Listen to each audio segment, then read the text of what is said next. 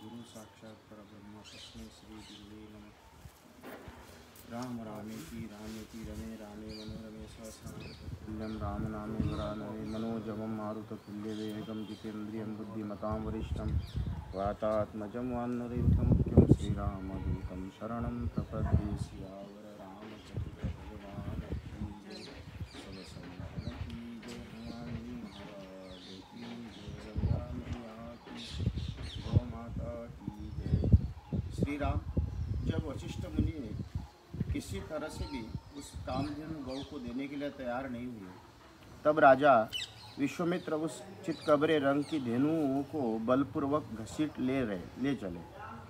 रघुनंदन, महामनस्वी राजा विश्वामित्री द्वारा इस प्रकार ले जाई जाती हुई वो शोकाकुल हो मन ही मन रो पड़ी और अत्यंत दुखित हो विचार करने लगी। अहो, क्या महात्मा वशिष्ठ ने मुझे त्याग दिया? जो ये राजा सिपाही मुझ दीन और अत्यंत दुखिया गौ को इस तरह से बलपूर्वक लिए जा रहे। पवित्र अंतकरण वाले इस महर्षि को मैंने क्या अपराध किया तो धर्मात्मा मुनि मुझे निरपराध और अपना भक्त जानकर भी त्याग रही? शत्रुसूदन, ये सोचकर वो गौ बारंबार लंबी सांसें लेने लगी और राजा के उन सैकड़ों सेवकों को झटक कर उस समय महातेजस्वी वशिष्ठ मुनि के पास बड़े वेग से जा पहुंची। वो शबला गौ वायु के समान वेग से उस महात्मा के चरणों में समीप गई और उनके सामने खड़ी हो मेघ के समान गंभीर स्वर से रोती चित्कार करती हुई उनसे इस प्रकार बोली, भगवान ब्रह्मकुमार, क्या आपने मुझे त्याग दिया? ये राजा के सैनिक मुझे अनेक फास से दूर लिए जा रहे हैं। उसका ऐसा कहने पर ब्रह्मर्षि वशिष्ठ शोक से संतप्त हृदय वाली दुखिया बहन के समान उस गौ को इस प्रकार बोले, शबले, मैं तुम्हारा त्याग नहीं करता, तुमने मेरा कोई अपराध नहीं किया। ये महाबली राजा अपने बल से मत वाले होकर तुमको मुझसे छीन कर ले जा रहे। मेरा बल इसके समान नहीं है। विशेषतः आजकल ये राजा के पद पर प्रतिष्ठित है। राजा क्षत्रिय तथा पृथ्वी पालक होने के कारण ही बलवान है। इसके पास हाथी, घोड़े, रथों से भरी हुई अक्षुणी सेना, जिस हाथियों के हौदे पर लगे हुए ध्वज सब और फहरारे, इस सेना के कारण भी मुझे प्रबल है। वशिष्ठ जी ने ऐसा कहने पर बातचीत से मर्म को समझने वाले उस कामधेनु को उस अनुपम तेजस्वी ब्रह्मर्षि ये विनय युक्त बात कही। ब्राह्मण, क्षत्रियों का बल कोई बल नहीं है। ब्राह्मण ही क्षत्रिय आदि से अधिक बलवान होते हैं। ब्राह्मण का बल दिव्य है, वो क्षत्रिय बल से अधिक प्रबल होते हैं। आपका बल अप्रमेय है। पराक्रमी विश्वामित्र आपसे अधिक बलवान नहीं है। आपका तेज दुर्धर्ष है। महातेजस्वी महर्षि, मैं आपके ब्रह्म बल से परिपुष्ट हुई हूँ, अतः आप केवल मुझे आज्ञा दे। मैं इस दुरात्मा राजा बल, प्रयत्न और अभिमान को अभी चूर्ण कर देती हूँ। श्री राम कामधेनु के ऐसे कहने पर महायशस्वी वशिष्ठ ने कहा, इस शत्रु सेना को नष्ट करने वाले सैनिकों को पुष्ट करो। राजकुमार, उनका वादे सुनकर उस गौ ने उस समय वैसा ही किया और उसके हुंकार करते सैकड़ों पनुओं जाते की वीर पैदा हो गए। ये सब विश्वामित्रों को देखते देखते उनकी सारी सेना नाश करने लगी। इसके राजा विश्वामित्रों को बड़ा क्रोध हुआ। रोज से आके फाड़ फाड़ कर देखने लगा। उन छोटे बड़े कई तरह के अस्त्रों का प्रयोग करके उन पवनों का संहार कर डाला। विश्वामित्र द्वारा उन सैकड़ों पवनों को पीड़ित एवं नष्ट हुआ देख उस समय शबला गौ को पुनः यवन मिश्रित शक जाति का भयंकर वीरों को उत्पन्न किया। उन यवन मिश्रित शकों से ये वीर महापराक्रमी और तेजस्वी थे। उनके शरीर की कांति सुवर्ण तथा केसर के समान थी। वे सुनहरे वस्त्रों के अपने शरीर को ढके हुए थे। उन्होंने हाथों से तीखे खड़ग पट्टिस ले रखे थे। प्रज्वलित अग्नि के समान उद्भासित होने वाले उन वीरों ने विश्वामित्र की सारी सेना को भस्म कर आरंभ किया। तब महातेजस्वी विश्वामित्र ने उन पर बहुत से अस्त्र छोड़े। उन अस्त्रों की चोट खाकर ये यवन, काम्बोज और बर्बर जाति के योद्धा व्याकुल हो उठे। इत्यार्थे श्रीमद् रामायणे वाल्मीकि आदि काव्ये बालकांडे चतुष्पंचांग सर्ग संपूर्णम। सियावर रामचंद्र भगवान की जय। विश्वामित्र से अस्त्रों से घायल होकर उन्हें व्याकुल हुआ देख वशिष्ठ जी ने फिर आज्ञा दी, कामधेनु, अब योग बल से दूर सैनिकों को सृष्टि करो। तब उस गौ ने फिर ओंकार किया। उनके ओंकार से सूर्य के समान तेजस्वी कंबोज उत्पन्न हुए। थन से शस्त्रधारी बर्बर प्रकट हुए। यवनी देश से यवन और शक्रु देश गोबर के स्थान से शाक उत्पन्न हुए। रोमकूप से मलेच्छ, हरित और किरित प्रकट हुए। रघुनंदन उन सभी वीरों ने पैदल, हाथी, घोड़े और रथ सहित विश्वामित्र की सारी सेना को तत्काल संहार कर डाला। महात्मा वशिष्ठ द्वारा अपनी सेना का संहार हुआ देख विश्वामित्र ने 100 पुत्र अत्यंत क्रोधित भर गए। नाना प्रकार के शस्त्र अस्त्र शस्त्र लेकर जब तप करने वाले श्रेष्ठ वशिष्ठ मुनि पर टूट पड़े। तब उन महर्षि ने हुंकार मात्रा से सबको जलाकर भस्म कर डाला। महात्मा वशिष्ठ द्वारा विश्वामित्र के सभी पुत्र 2 ही घड़ी में घोड़े, रथ और पैदल सैनिकों सहित जलाकर भस्म हो गए। उनके समस्त पुत्र और सारी सेना विनाश हुआ।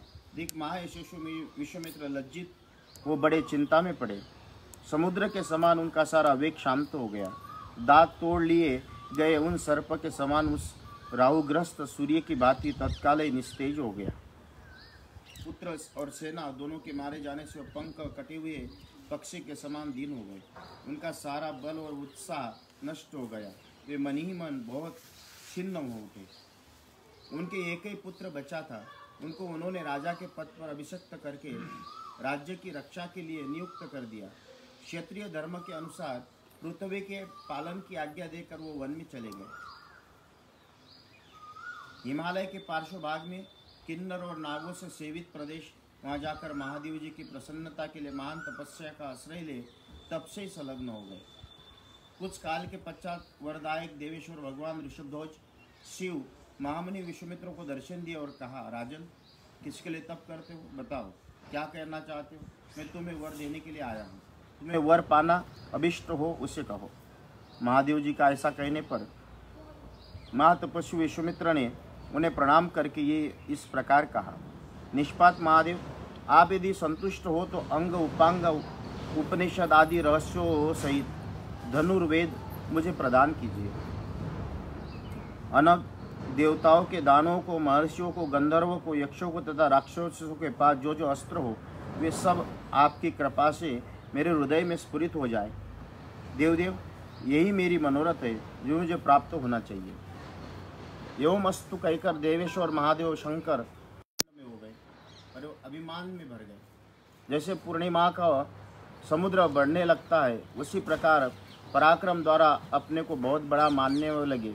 श्री राम वशिष्ठ जी के जो शिष्य थे वहाँ के पशु पक्षी सहस्त्र प्राणी भयभीत हो नाना दिशाओं की ओर भाग गए। महात्मा वशिष्ठ का वो आश्रम सुनाई हो गया। 2 ही घड़ी में उस पर भूमि के समान स्थान पर सन्नाटा छा गया।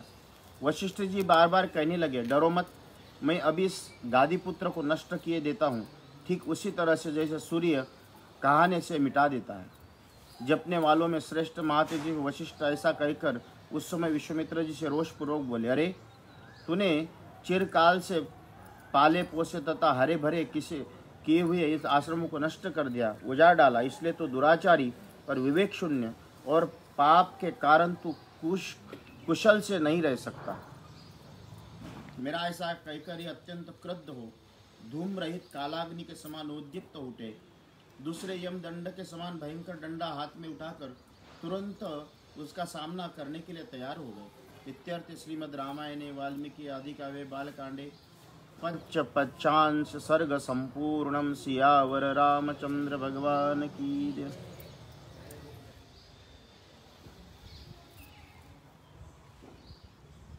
वशिष्ठ जी का ऐसा करने पर महाबली विश्वामित्र आग्नेयास्त्र लेकर बोले, अरे खड़ा रहे, खड़ा रहे। उस समय द्वितीय काल दंड के समान ब्रह्म दंडों को उठाकर भगवान वशिष्ठ ने क्रोधपूर्वक इस प्रकार कहा, क्षत्रिय धम, ले ये खड़ा, मैं खड़ा हूँ, तेरे पास जो बल हो उसे दिखा। गादी पुत्र, आज तेरे अस्त्र शस्त्रों के ज्ञान का घमंड मैं अभी धूल में मिला दूंगा। क्षत्रिय कुल कलंक का तेरा क्षत्र बल और कहा महान ब्रह्म बल, मेरे दिव्य ब्रह्म बल को देख।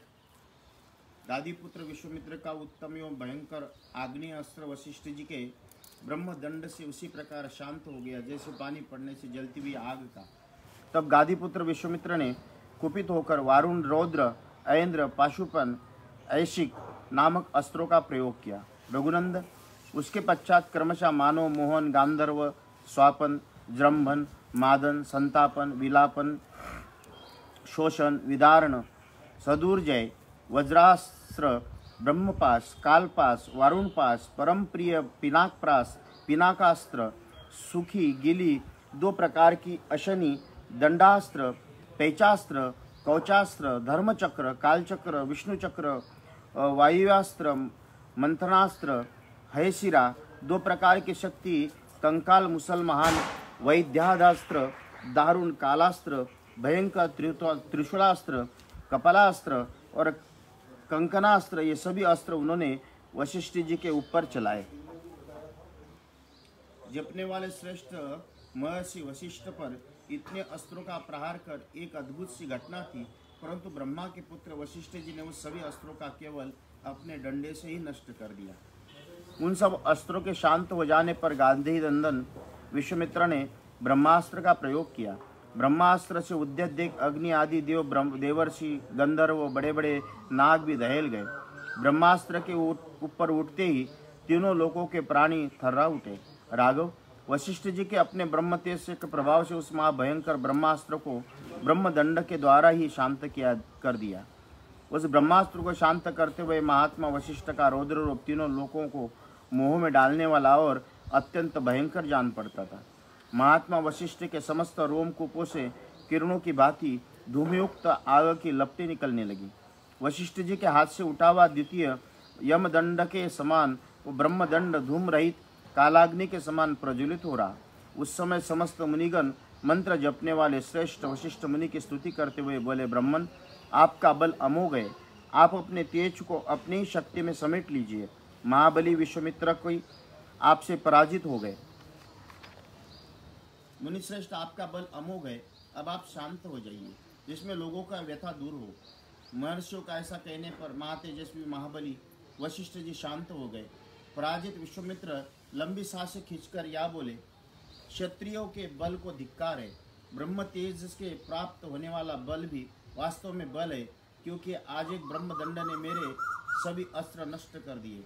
इस घटना को प्रत्यक्ष देखकर अब मैं अपने मन और इंद्रियों को निर्मल करके उस महान तप का अनुष्ठान करूंगा, जो मेरे लिए ब्राह्मणत्व की प्राप्ति का कारण होगा।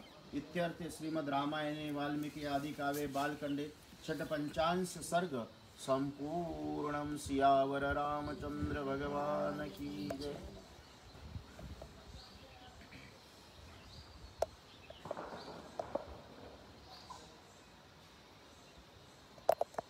वैर बांधकर महातपस्वी विश्वामित्र बारंबार लंबी सांस खींचते हुए अपने रानी के साथ दक्षिण दिशा में जाकर अत्यंत उत्कृष्ट और भयंकर तपस्या करने लगे।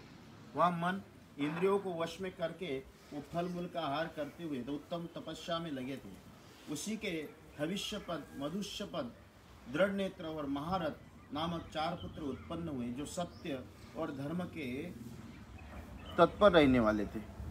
1000 वर्ष पूर्व हो जाने पर लोक पितामह ब्रह्मा जी ने तपस्या के धनी विश्वामित्र को दर्शन देकर मधुर वाणी में कहा, खुशी नंदन, तुमने तपस्या के द्वारा राजर्षियों के लोकों पर विजय पाई। इस तपस्या के प्रभाव से हम तुम्हें सच्चा राजर्षि समझते।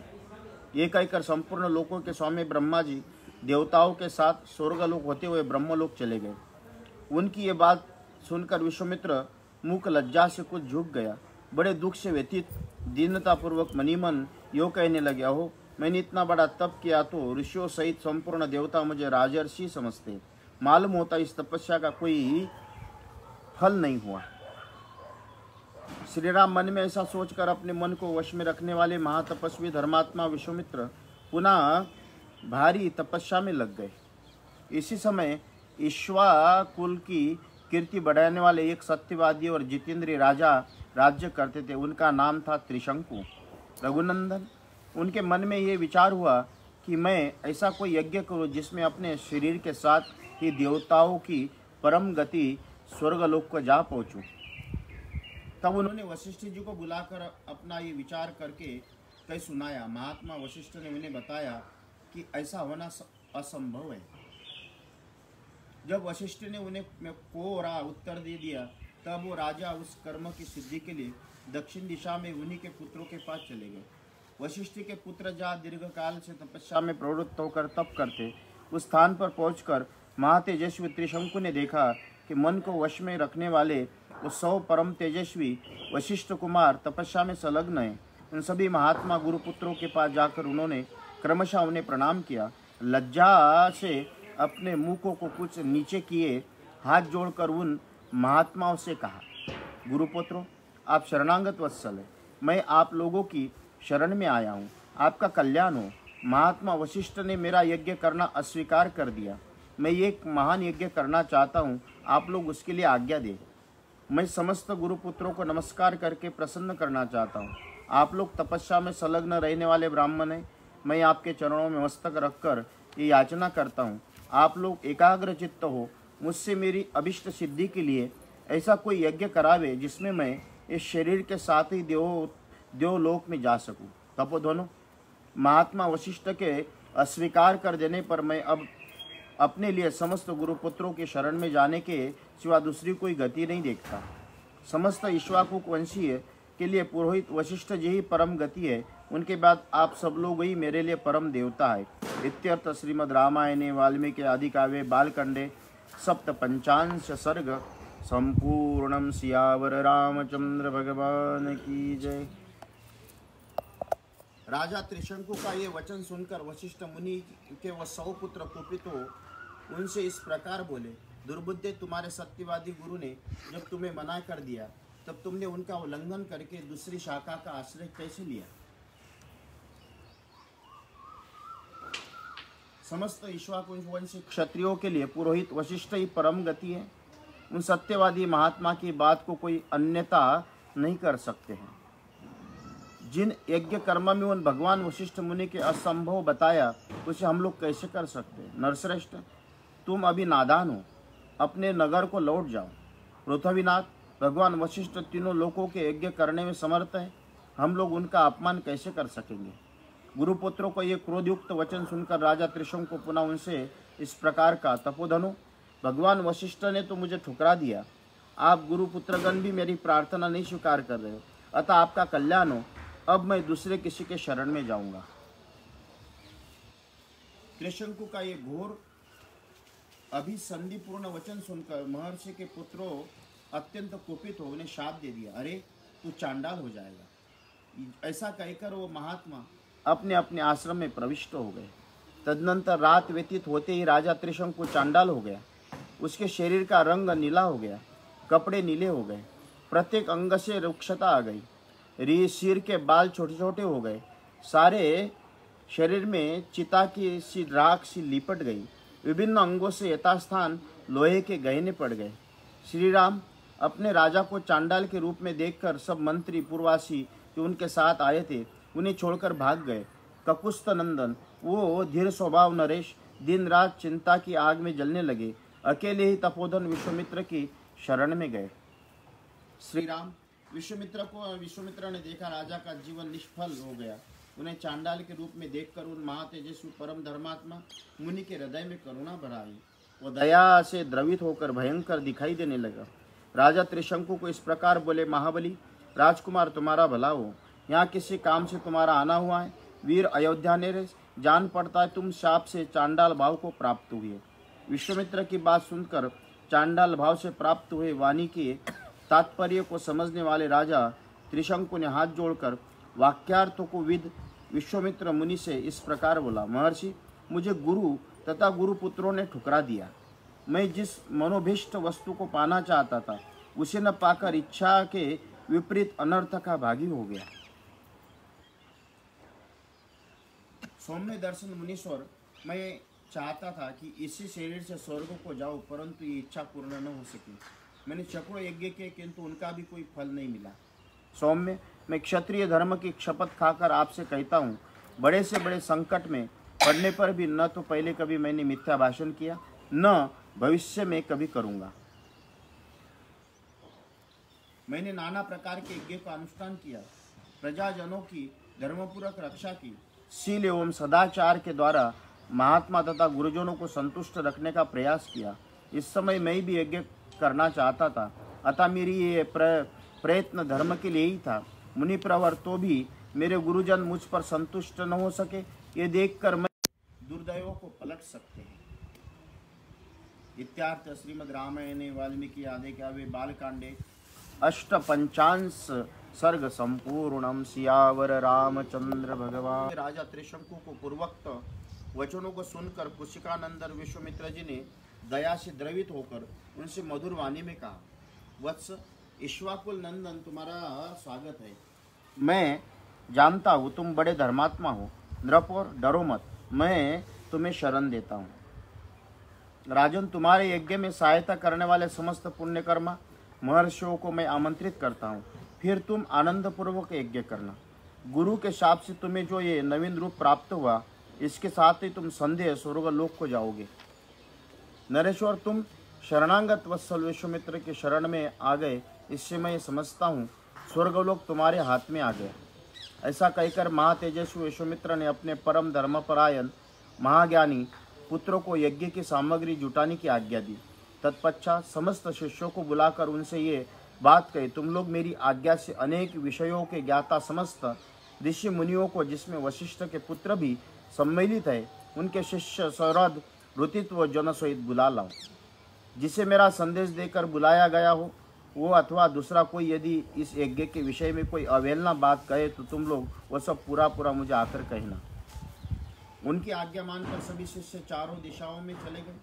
फिर तो देशों से ब्रह्मवादी मुनि आने लगे। विश्वामित्र के व शिष्य उन प्रज्वलित तेजस्वी महर्षि के पास सबसे पहले लौट आए।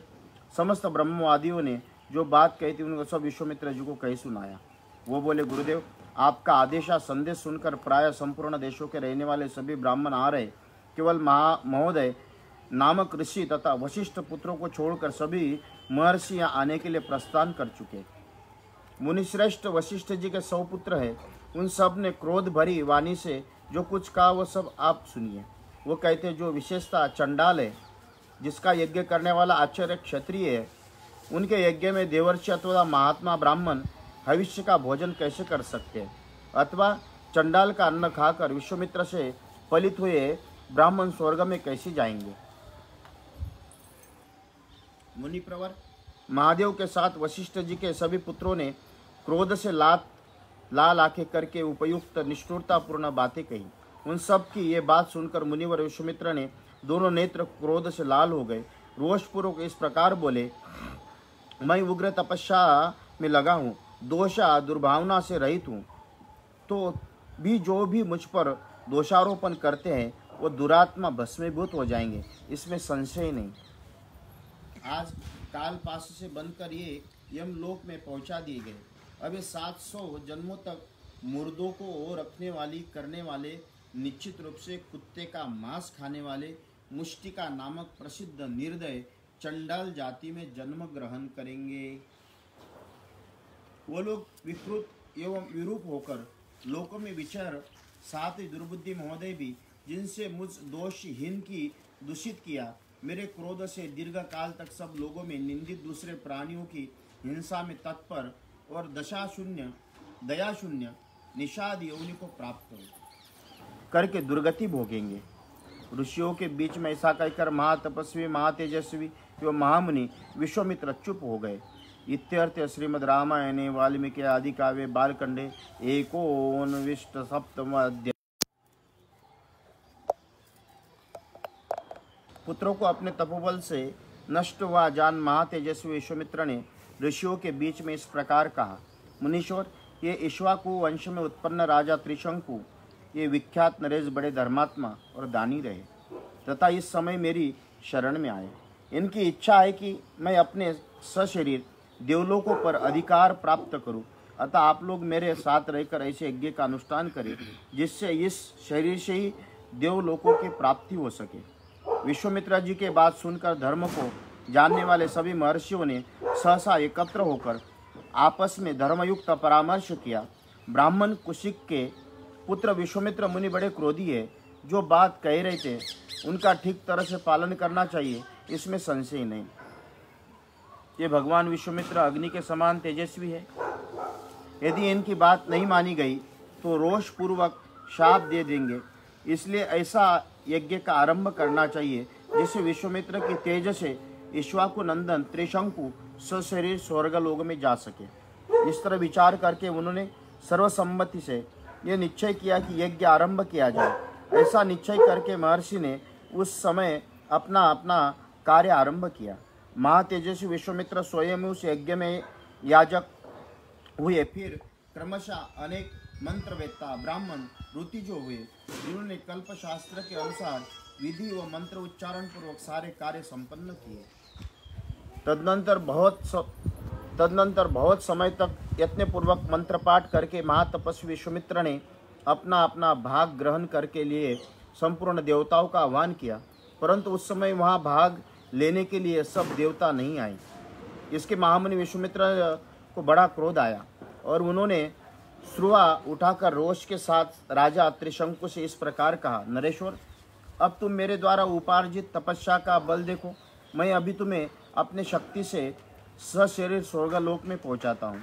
राजन, आज तुम अपने शरीर के साथ ही दुर्लभ स्वर्गलोक को जाओ। नरेश्वर, यदि मैं तपस्या का कुछ भी फल प्राप्त किया है तो उसके प्रभाव से तुम सशरीर स्वर्गलोक जाओगे। श्री राम, विश्वामित्र मुनि के इतना कहते ही राजा त्रिशंकु सब मुनियों को देखते देखते उस समय अपने सशरीर साथ ही स्वर्गलोक को चले गए।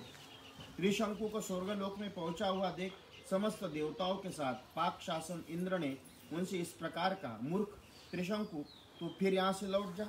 तेरे लिए स्वर्ग में स्थान नहीं, तू गुरु के शाप से नष्ट हो चुका है, अतः नीचे मुंह किए हुए है, पृथ्वी पर गिर जा। इंद्र के इतना कहते राजा त्रिशंकु तपोधन विश्वामित्र को पुकार कर त्राही त्राही की रट लगाते हुए पुनः स्वर्ग से नीचे गिर गए। चिखते चिल्लाते हुए त्रिशंकु की वो करुण पुकार सुनकर कौशिक मुनि को बड़ा क्रोध हुआ। वो त्रिशंकु से बोले, राजन, यहाँ ठहर जा। उनके ऐसा कहने पर त्रिशंकु बीच में ही लटक गया।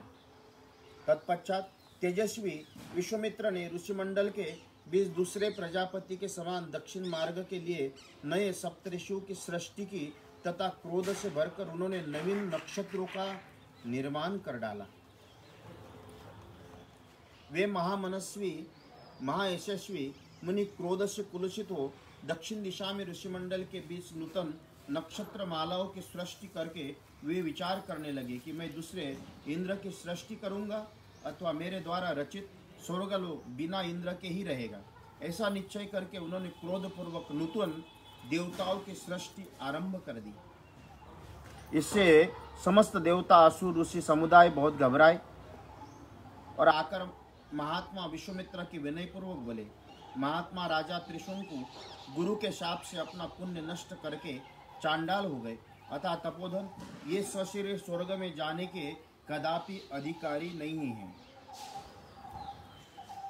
उन देवताओं की ये बात सुनकर मुनिवर कौशिक ने संपूर्ण देवताओं को परमोत्कृष्ट वचन कहा, देवगण, आपका कल्याण हो। मैंने राजा त्रिशंकु को सदैव स्वर्ग भेजने की प्रतिज्ञा कर लिया था, मैं उसे झूठी नहीं कर सकता।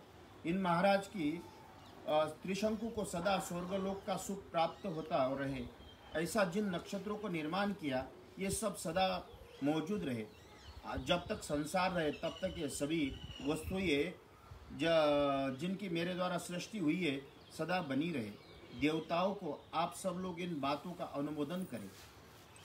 उनका ऐसा कहने पर देवता मुनिवर विश्वामित्र बोले, महर्षि, ऐसा ही हो, सभी वस्तुएं बनी रहे, आपका कल्याण हो। मुनिवर, आपके रचे हुए अनेक नक्षत्र आकाश में वैश्वानर पद से बाहर प्रकाशित होंगे और उन्हें ज्योतिर्मय नक्षत्रों के बीच में सिर नीचा किए त्रिशंकु भी प्रकाशमान रहेंगे, अतः इसकी स्थिति देवताओं के समान होगी। सभी नक्षत्र एवं कृतार्थ एवं यशस्वी नवश्रेष्ठ का स्वर्गीय पुरुष की भांति अनुसरण करते रहेंगे। इसके बाद संपूर्ण देवताओं ने ऋषियों के बीच में ही महातेजस्वी धर्मात्मा विश्वामित्र मुनि की स्तुति की। इसके प्रसन्न होकर उन्हें बहुत अच्छा कहकर देवताओं का अनुरोध स्वीकार लिया। नरश्रेष्ठ श्री राम तदनंतर यज्ञ समाप्त होने पर सब देवता और तपोधन महर्षि जैसे आए थे उसी प्रकार अब अपने स्थान को लौट गए। इत्यर्थ श्रीमद् रामायणे वाल्मीकि आदि काव्ये बालकांडे षष्ठीतम सर्ग संपूर्णम। सियावर रामचंद्र भगवान। आए हुए उन वनवासी ऋषियों को वहां से जाते हुए महातेजस्वी विश्वामित्र ने उनसे कहा, महर्षि, इस दक्षिण दिशा में रहने से हमारी तपस्या में महान विघ्न आ पड़ता है, अतः हम दूसरी दिशाओं में चले जाएंगे और वहीं रहकर तपस्या करेंगे। विशाल पश्चिम दिशा में जो महात्मा ब्रह्मा जी ने 3 पुष्कर है, उन्हीं के पास रहकर हम सुखपूर्वक तपस्या करेंगे, क्योंकि वो तपोवन बहुत ही सुखद है। ऐसा कह करो महातेजस्वी महामुनि पुष्कर में चले गए। वहाँ फल मूल का भोजन करते हुए उग्र और दुर्जय तप करने लगे। इन्हीं दिनों अयोध्या के महाराज अम्बरीश एक यज्ञ की तैयारी करने लगे। जब वो यज्ञ में लगे हुए थे, उस समय इंद्र ने उनके यज्ञ पशु को चुरा लिया। पशु को खो जाने पर पुरोहित जी ने राजा से कहा, राजन, जो पशु यहाँ लाया गया था वो आपकी दुर्नीति के कारण खो गया। नरेश्वर, जो राजा यज्ञ पशु की रक्षा नहीं करता, उसे अनेक प्रकार के दोष नष्ट कर डालते हैं। पुरुष पर्वत, जब तक कर्म का आरंभ होता है, उससे पहले ही खोए हुए पशु की खोज कराकर उसे शीघ्र ही यहाँ ले आओ, अथवा उनके प्रतिनिधि रूप में किसी पुरुष पशु को खरीद लाओ। यही इस पाप का महान प्रायश्चित है। पुरोहित की यह बात सुनकर महाबुद्धिमान पुरुष श्रेष्ठ राजा अम्बरीश ने हजारों गौओं के मूल्य पर खरीदने के लिए एक पुरुष का अन्वेषण किया। तात रघुनंदन, विभिन्न देशों, जनपदों, नगरों, वनों तथा पवित्र आश्रमों को खोज करते हुए राजा अम्बरीश भृगुतुंग पर्वत पर पहुंचे और वहां उन्होंने पत्नी तथा पुत्रों के साथ बैठे हुए ऋचिक मुनि का दर्शन किया। अमित कांतिमान एवं महातेजस्वी राजर्षि अम्बरीश के तपस्या से उद्दीप्त होने वाले महर्षि ऋचिक को प्रणाम किया और उन्हें प्रसन्न करके कहा। पहले तो उन्होंने ऋचिक मुनि से उनकी सभी वस्तुएं विषय के कुशल समाचार पूछा। उसके बाद इस प्रकार का, महाभाग भृगुनंदन, यदि आप 1,00,000 गौवें लेकर अपने एक पुत्र को पशु बनाने के लिए भेज तो मैं कृतकृत्य हो जाऊंगा। मैं सारे देश में घुमाया, परंतु कहीं पे भी यज्ञोपयोगी पशु नहीं पा सका, अतः आप उचित मूल्य लेकर या मुझे अपने पुत्र को दे दीजिए। उनका ऐसा कहने पर महातेजस्वी रुचिक बोले, नरश्रेष्ठ, मैं अपने ज्येष्ठ पुत्रों को तो किसी तरह नहीं बेचूंगा। रुचिक मुनि की बात सुनकर उन महात्मा पुत्रों की माता ने पुरुष सिंह अम्बरीश से इस प्रकार कहा, प्रभु, भगवान भार्गव कहते हैं, ज्येष्ठ पुत्र कदापि बेचने योग्य नहीं है, परंतु आपको मालूम होना चाहिए, जो सबसे छोटा पुत्र सुनक है वो मुझे भी बहुत प्रिय है, अतः पृथ्वीनाथ, मैं अपना छोटा पुत्र भी आपको कदापि नहीं दूंगा। नरश्रेष्ठ, पराया जेठे पुत्र पिता को प्रिय होता है और छोटा पुत्र माता को, अतः मैं अपने कनिष्ठ पुत्र की अवश्य रक्षा करूंगा। श्री राम मुनि और उनकी पत्नी से ऐसा कहने पर मजले पुत्र शूनशेप ने स्वयं का, राजपुत्र पिता ने ज्येष्ठों को और माता ने कनिष्ठ को पुत्र को बेचने के लिए अयोग्य बताया। ताता मैं समझता हूँ दोनों की दृष्टि में मजला पुत्र ही बेचने योग्य, इसलिए तुम मुझे ही ले चलो। महाबाहु रघुनंदन,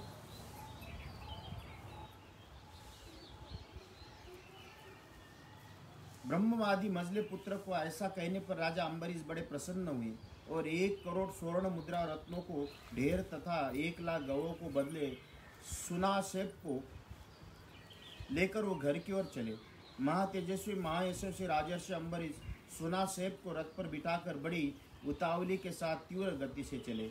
इत्यर्थ श्रीमद् रामायणे वाल्मीकि आदि काव्ये बालकांडे 61तम सर्ग संपूर्णम। सियावर रामचंद्र भगवान। आनंद जी बोले, नरश्रेष्ठ रघुनंदन, महायशस्वी राजा अम्बरीश सुनाशेप को साथ लेकर दोपहर के समय पुष्कर तीर्थ में आए और वहीं विश्राम करने लगे।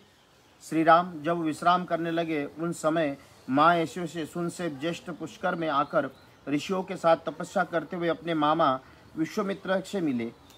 वो अत्यंत आतुर एवं दीन हो रहा था। उससे मुख पर विषाद छा गया।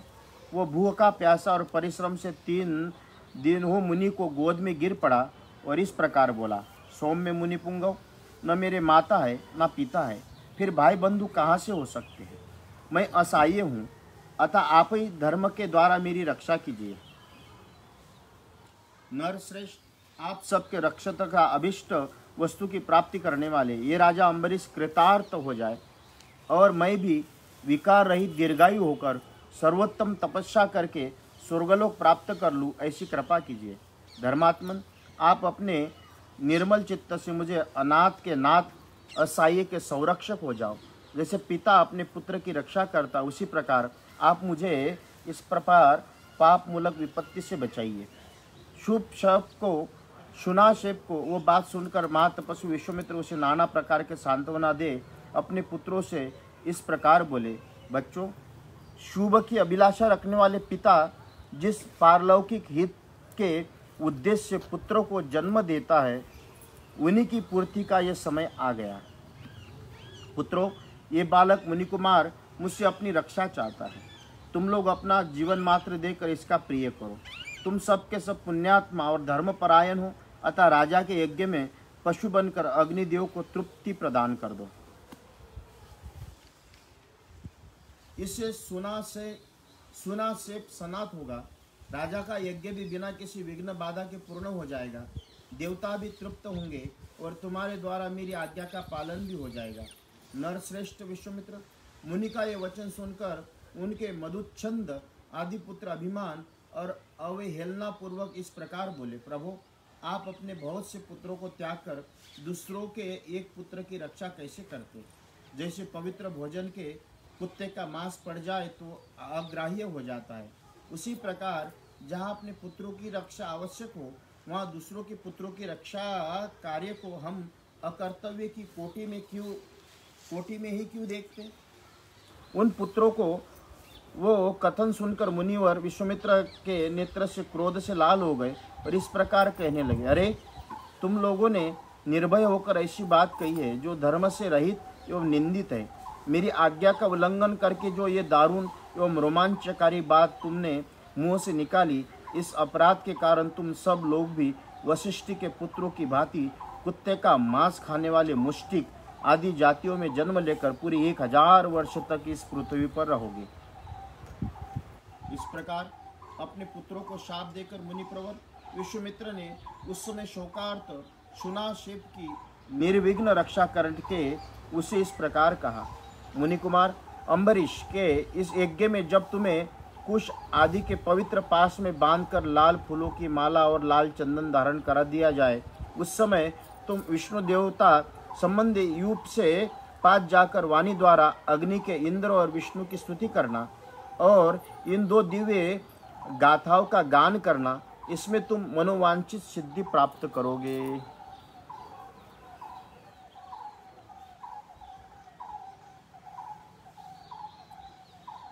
शुनाशेप से एकाग्र चित्त होकर उन दोनों गाथाओं को ग्रहण किया। राजसी अम्बरीश के पास जाकर उनसे शीघ्रता पूर्वक कहा, राजेंद्र, परम बुद्धिमान राजसी, अब हम दोनों शीघ्र चले। आप यज्ञ की दीक्षा लें और यज्ञ कार्य संपन्न करें। ऋषि कुमार का वो वचन सुनकर राजा अम्बरीश आलस्य छोड़ हर्ष से उत्फुल्ल हो शीघ्रता पूर्वक यज्ञशाला में गए। वहाँ सदस्य की अनुमति ले राजा अम्बरीश ने शुनाशेप को कुश के पवित्र पास में बांधकर उसे पशु के लक्षणों से संपन्न कर दिया। यज्ञ पशु को लाल वस्त्र पहनाकर यूप में बांध दिया। बंधे हुए मुनिपुत्र शुनाशेप से उत्तम वाणी द्वारा इंद्र और उपेंद्र इन दोनों को देवताओं की यथावत स्तुति की। उस रहस्यभूत स्तुति से संतुष्ट होकर सहस्त्र नेत्रधारी इंद्रब्रह प्रसन्न हुए और उस समय उन्होंने शुनाशेप को दीर्घायु प्रदान कर दिया। नरश्रेष्ठ श्री राम, आज अम्बरीश ने भी देवराज इंद्र की कृपा से उस यज्ञ का बहुसंपन्न उत्तम फल प्राप्त किया। पुरुष प्रवर, इसके बाद महातपस्वी धर्मात्मा विश्वामित्र ने भी पुष्कर तीर्थ में पुनः 1000 वर्ष तक तीव्र तपस्या की। इत्यर्थ श्रीमद् रामायणे वाल्मीकि आदि काव्ये बालकांडे द्विषष्टितम सर्ग संपूर्णम की समाप्ति का स्नान किया। स्नान कर लेने पर महामुनि विश्वामित्र के पास संपूर्ण देवताओं ने तपस्या का फल देने की इच्छा से आई। उस समय महातेजस्वी ब्रह्मा जी ने मधुर वाणी में कहा, मुने, तुम्हारा कल्याण हो। अब तुम अपने द्वारा उपार्जित शुभ कर्मों के प्रभाव से ऋषि हो गए। उनसे ऐसा कहकर देवेश्वर ब्रह्मा जी पुनः स्वर्ग की ओर चले गए। इधर महातेजस्वी विश्वामित्र पुनः बड़ी भारी तपस्या में लग गए। नरश्रेष्ठ तदनंतर बहुत समय व्यतीत होने पर परम सुंदरी अप्सरा मेनका पुष्कर में आई और वहां स्नान की तैयारी करने लगी। महातेजस्वी कुशिकानंदन विश्वामित्र ने वहां उस मेनका को देखा और उसके रूप और लावण्य की कहीं तुलना नहीं थी। जैसे बादलों में बिजली चमकती उसी प्रकार वो पुष्कर में जल में शोभा पा रही थी। उसको देखकर विश्वामित्र मुनि काम से अधीन हो गए और उनसे उस प्रकार बोले, अप्सरा तेरा स्वागत है, तू मेरे इस आश्रम में निवास कर, तेरा भला हो, मैं काम से मोहित हो रहा हूँ, मुझ पर कृपा कर। उनका ऐसा कहने पर सुंदर कटि प्रदेश वाली मेनका वहाँ निवास करने लगी। इस प्रकार तपस्या का बहुत बड़ा विघ्न विश्वामित्र जी के पास स्वयं उपस्थित हो गया।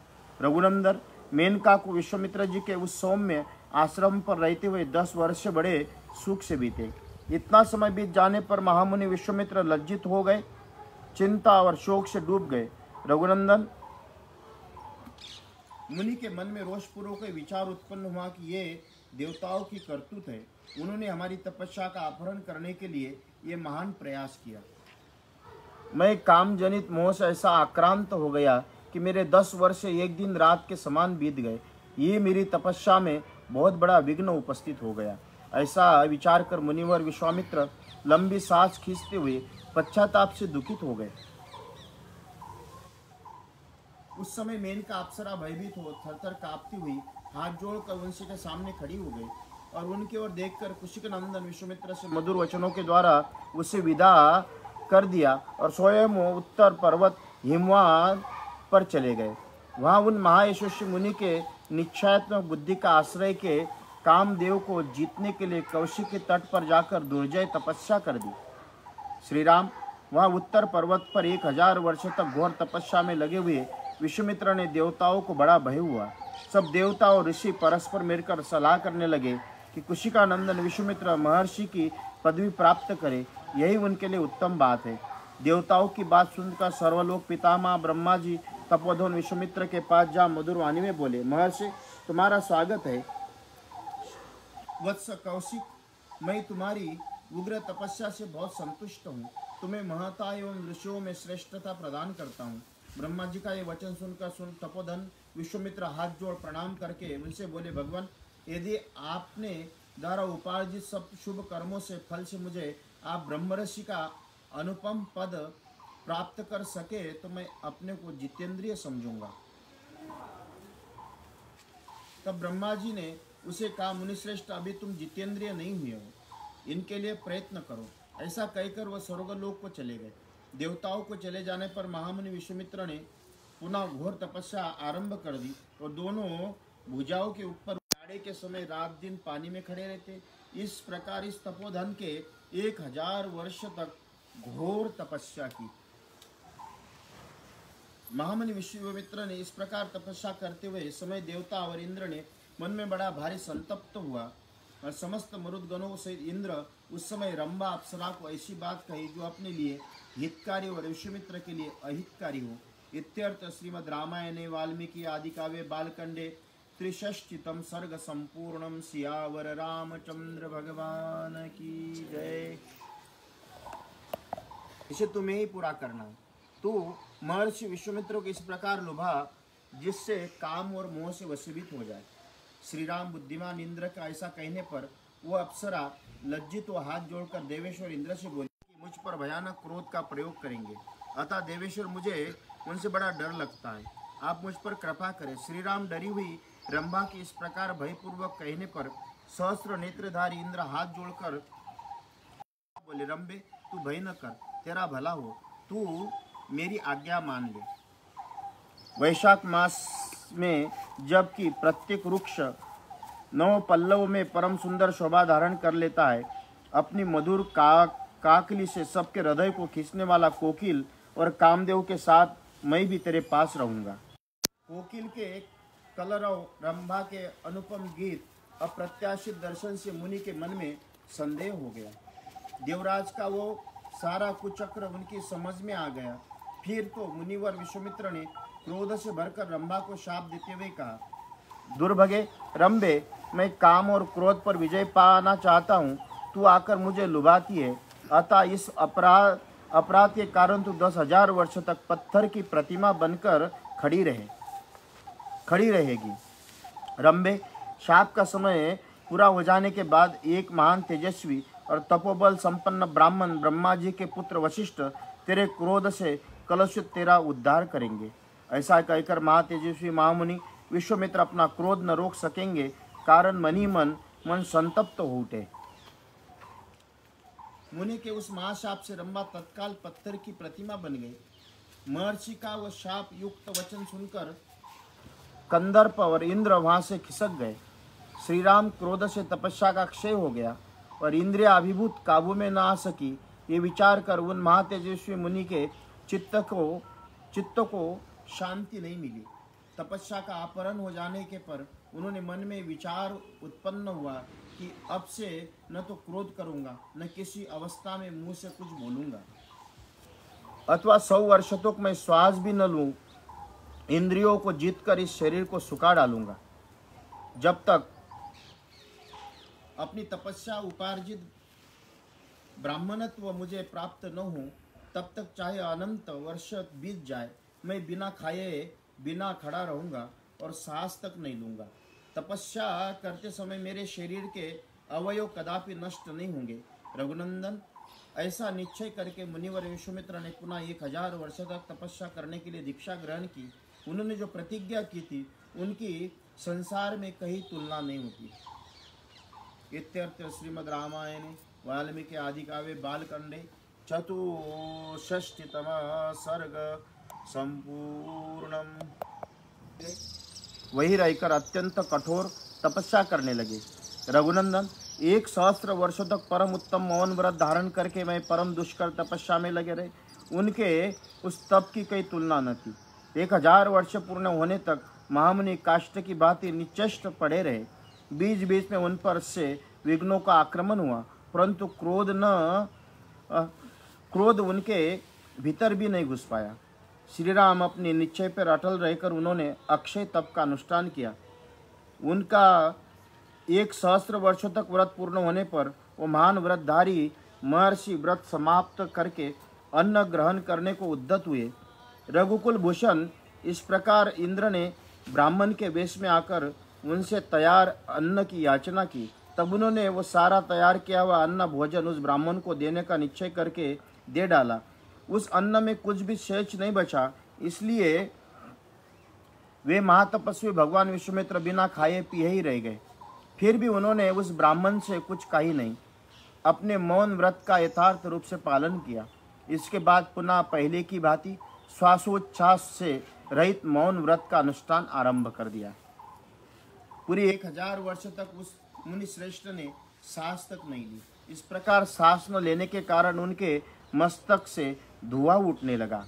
उनके तीनों नेत्रों से प्राणी घबरा उठे, सभी संतप्त से होने लगे। उस समय देवता, ऋषि, गंधर्व, नाग, सर्प, राक्षस सब मुनि की तपस्या से मोहित हो गए। उनके तेज से सबकी कांति फीकी पड़ गई। सबके सब दुख से व्याकुल हो पितामह ब्रह्मा जी से बोले, देव, अनेक प्रकार के निमित्त द्वारा महामुनि विश्वामित्र को लोभ और क्रोध दिलाने की चेष्टा की, किंतु अपनी तपस्या से प्रभाव से निरंतर आगे बढ़ते जा रहे। हमें उनसे कोई छोटा सा भी दोष नहीं दिखाई देना। यदि इन्हें इनके मनचाही वस्तु नहीं दी गई तो वो अपनी तपस्या से चराचर प्राणियों से तीनों लोकों का नाश कर डालेंगे। इस समय सारी दिशाएं धूल से आच्छादित हो गई, कहीं कुछ भी सूझता नहीं है। समुद्र शुद्ध हो उठे, सारे पर्वत विदीर्ण हुए, जाते हुए धरती डगमगाने लगी और प्रचंड आंधी चलने लगी।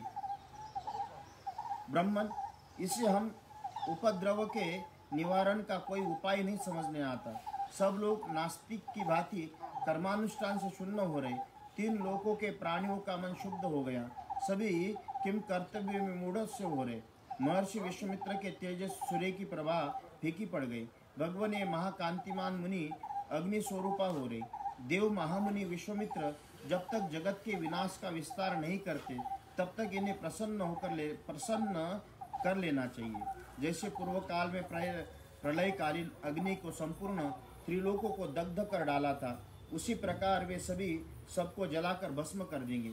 यदि वह देवताओं को राज्य प्राप्त करना चाहे तो इन्हें भी दे दिया जाए। इनमें मन में जो भी अभिलाषा हो उनसे पूर्ण किया जाए। तदनंतर ब्रह्मा आदि सब देवता महात्मा विश्वामित्र के पास जाकर मधुर वाणी में बोले, ब्रह्मर्षि तुम्हारा स्वागत है। हम तुम्हारी तपस्या से बहुत संतुष्ट हुए।